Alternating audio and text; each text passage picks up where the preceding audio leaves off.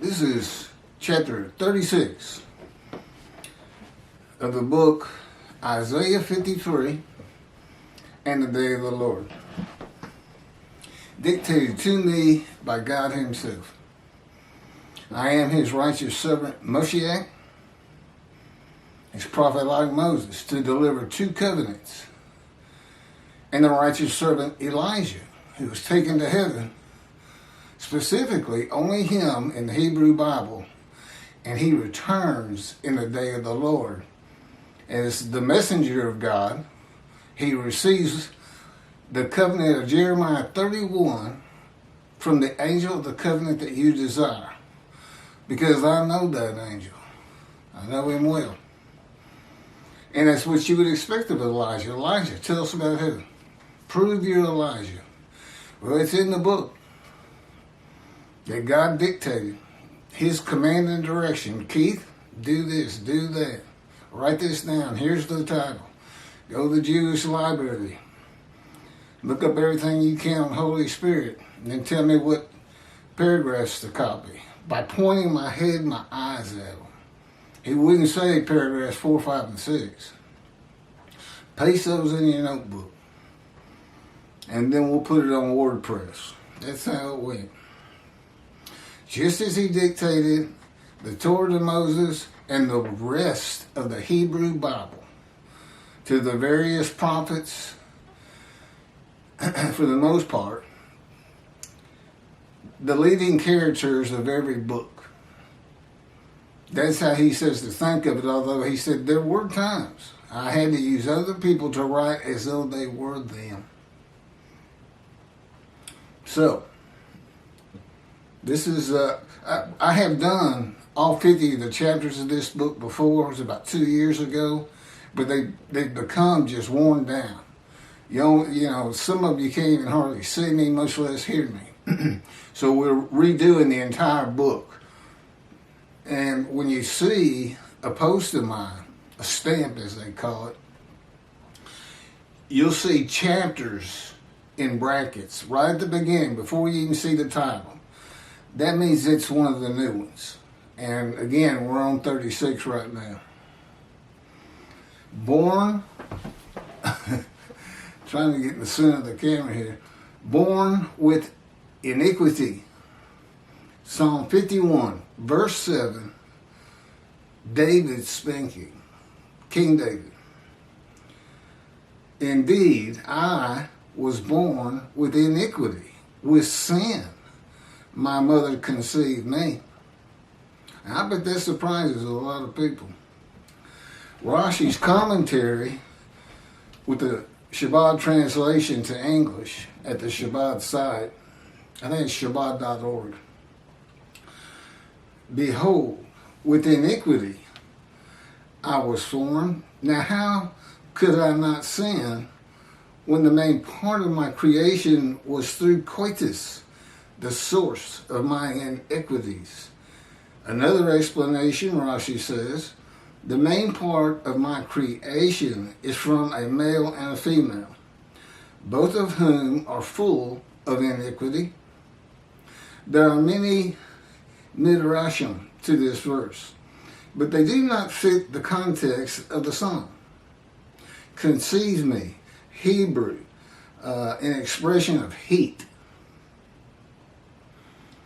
And this is from Genesis chapter 30, verse 38. And they came into heat when they came to drink. It's the same word. In the days of David, men had many wives and many concubines, as is well known with his son Solomon. The iniquity came from his father, Jesse, fathering a child with a woman outside of the tribes, against the laws of God. If Rashi is correct, then all men are born sinners before they ever sin. The sin of his father does not make David a sinner.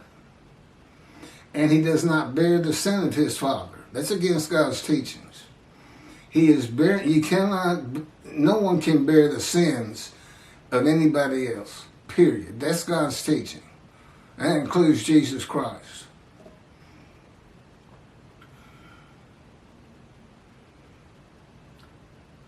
Today, under the halakha, Jewish law, David would be a Gentile if he could not prove his mother was Jewish. This would explain a story creating a Jewish mother for David in the Talmud that you cannot find in the Hebrew Bible. Something made up by men. God says, "Be careful to observe only that which I enjoin upon you, neither add to it nor take away from it." That's from Deuteronomy chapter 13, verse 1. While this applied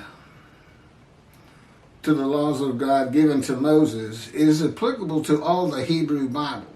See, most people, Orthodox religious Jews believe that God dictated the Torah to Moses. And I would think the primary reason is, how can he know all this? It's the same reason this is the first proof of who I am that God gave me. 2 books. Because you have to ask yourself, how does he know all these things? Our rabbis and sages from the beginning of time to today do not know. It'd be like one of the Israelites going to Moses and saying, "How do we know God talks to you?" And Moses could hand him the scroll of Leviticus and say, "How do you think I wrote that?" It's the same with me.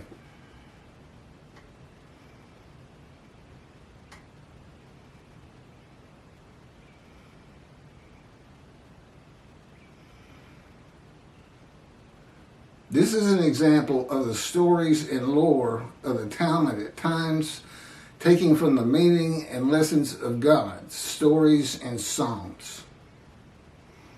If God wanted stories that showed all the central men and women as Jewish, he would have had it written that way. Elijah and the captain of the Lord's hosts were not Jewish, they were Gentiles. That's clear.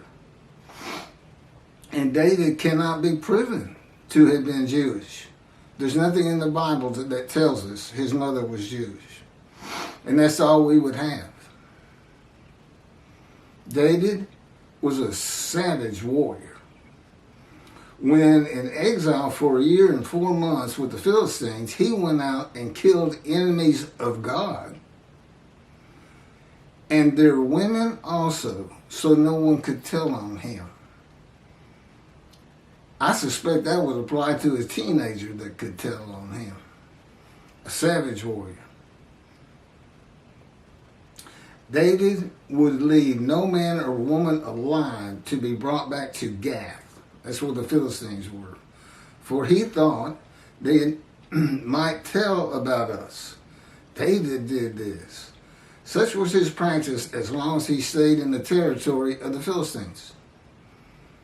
That's in 1 Samuel chapter 27, verse 11. David was also a teacher of righteousness, morality, justice, and faithfulness, and a great leader. He is confessing a deep emotional pain in a psalm for all to read. And it is a lesson of the pain of interfaith marriages. For children. A sin he had nothing to do with, that he had to bear all of his life. Okay, the next chapter is chapter 37, Maimonides, the Rambam.